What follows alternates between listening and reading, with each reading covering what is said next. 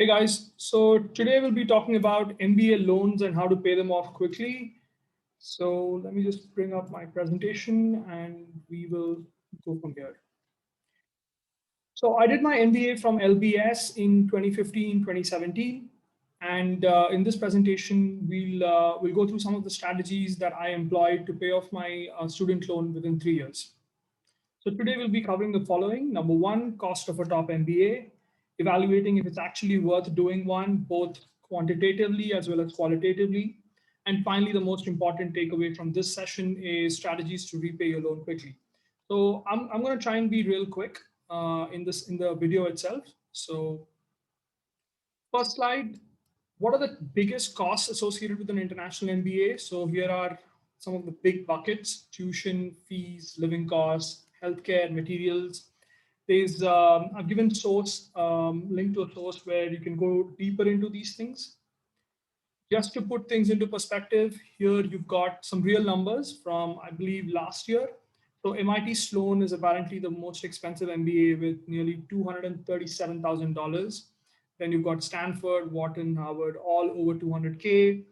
And then UC Berkeley Haas, this is where I did my exchange, amazing school. So that's just less than 200K. And LBS is around 174 in dollars. Okay, so the most important questions are as follows. First, should I even be doing an MBA? There are a few ways to look at it. One of them is expected future income. As amazing as MBA programs are, unfortunately, you have to have your return on investment mindset because it's huge income, it's huge amount of investment, both time and money from your part. So, number one, does your debt load make sense given your expected post MBA income? So, if you're taking 250K as dollars as total loans, then you should be able to make enough so that you can afford the monthly loan payments. Otherwise, it's going to be super stressful. Second question, are you going to do something off the beaten track, such as starting a business, going for non-profit, social sector, or are you at a stage in life where you think immediately after the MBA you'll be buying a new home or starting a family? Because all of these bring a certain opportunity cost and certain hit to the salary. So if you're spending a bomb, then you might as well like think about this because that sort of elongates the time that it takes for you to pay off your loans. Third one, the return on investment. So I'll actually take you through a couple of strategies. I've developed an Excel. I think it'll be in the links here below. Just go and play with it, and you can see certain scenarios when you can get debt free, and if it's actually what the rate of return on your MBA is. Might as well like get into some numbers. Then question number four is how much do you need to actually save to feel comfortable taking this jump? Because sometimes you might say, okay, I've already saved up 30% of the cost, and I think that's my internal threshold for me to force myself to go ahead and do the MBA because there's a certain window in your life when you can do a full-time MBA, and once you're above a certain number of years of experience, then it might not make sense to do the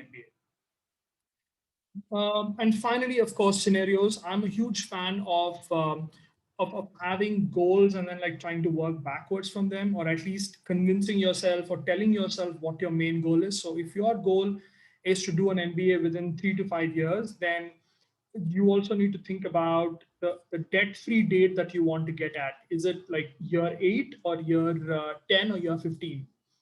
And of course, you also need to totally understand the opportunity cost while you're at it. So we'll go into that now. Some of my assumptions while I'm making this video is you will not be getting 100% scholarship. You will not be employer sponsored. There's no crowdfunding campaign to help you go to business school. And basically, you are borrowing a loan, an educational loan from a public or a private lender to put yourself through a full-time MBA program. So if that's you, then I think this video will make sense. So the most important slide for today, strategies to become debt-free sooner. So there's basically three phases, right, for your whole MBA journey. There is the pre-MBA, during MBA, and post-MBA. So in the pre-MBA, what I did is I actually started planning 2 to 3 years in advance, and I was saving nearly 20 to 30% of net monthly income For my living costs during the MBA, I knew I wanted to do a 2 year program, therefore 2 years of no job, full time program. So I was trying to like basically plan ahead for that. So that's number one. Number two, um, sometimes your work might offer you severance packages or redundancy schemes, and some of this is also luck based. So I took one at my work, and then they gave me like a nice 3 month I think severance pay, which again I basically put towards my first year tuition fee.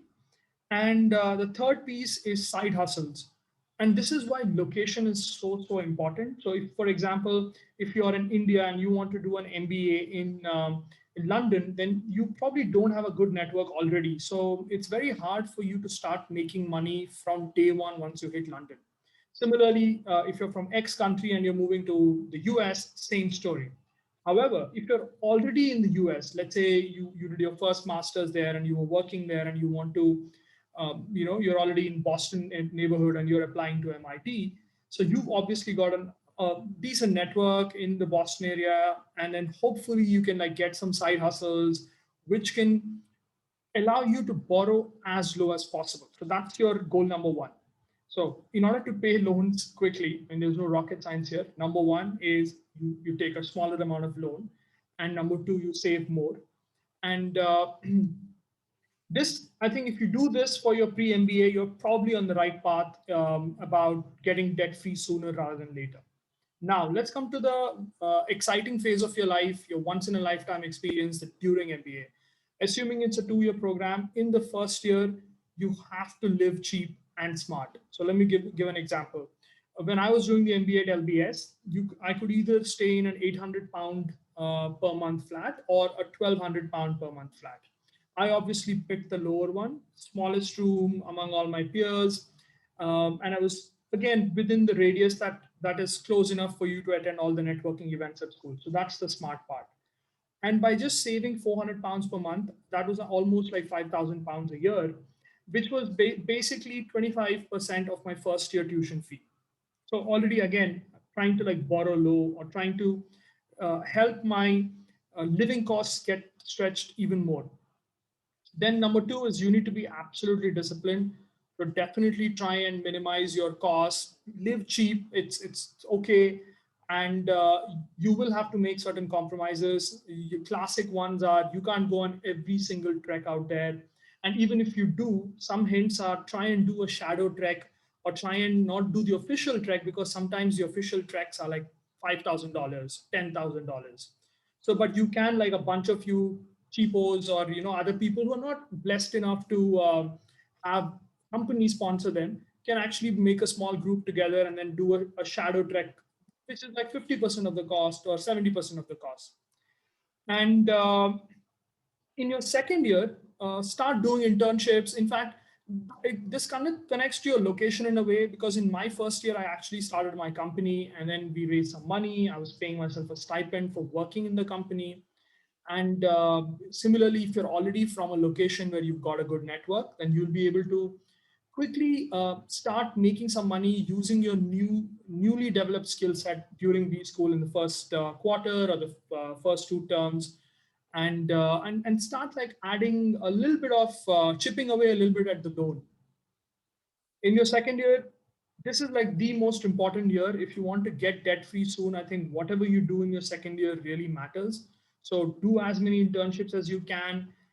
I know that the second year the study load goes down significantly across most programs. I mean, the whole point is for you to like discover yourself, network, um, try out multiple industries, but make sure you're trying making money while you're exploring.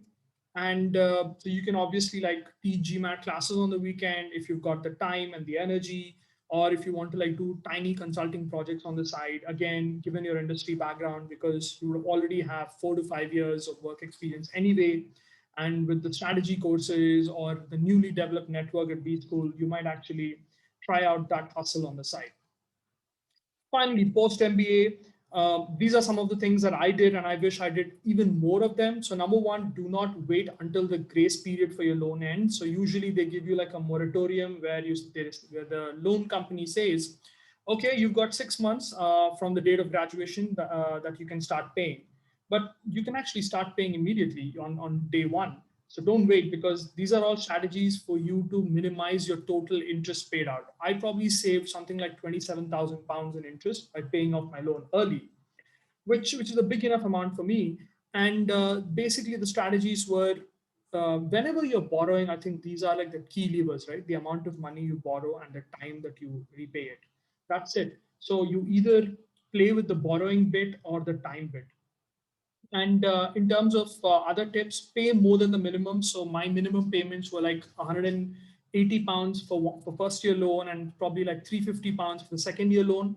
I was usually paying more than that whenever, again, by living cheaply and frugally, I was able to save a little bit more, and I would just keep chipping away at my loans.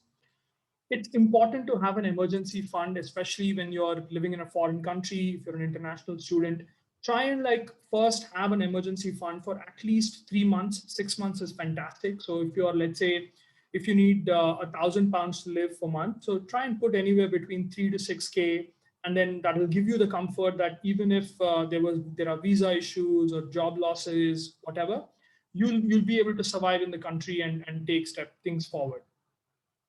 So the biggest goal here is start early payments and pay more than you're required to. There were times when I paid like 5K, 8K by saving. And again, guys, this is not a mathematical problem alone. I think what I learned is this is a behavioral problem. You become a very different person when you have a huge debt. You want to work on yourself. You want to minimize your needs. You will become a lot more responsible. You will understand the difference between a want and a need. So if something doesn't meet that filter of a need, you wouldn't spend. And these financial habits will set you for success for the rest of your life. I think that's the beauty of an MBA program, because it really like pushes you into adulthood. Big amounts of money, you should be able to manage that.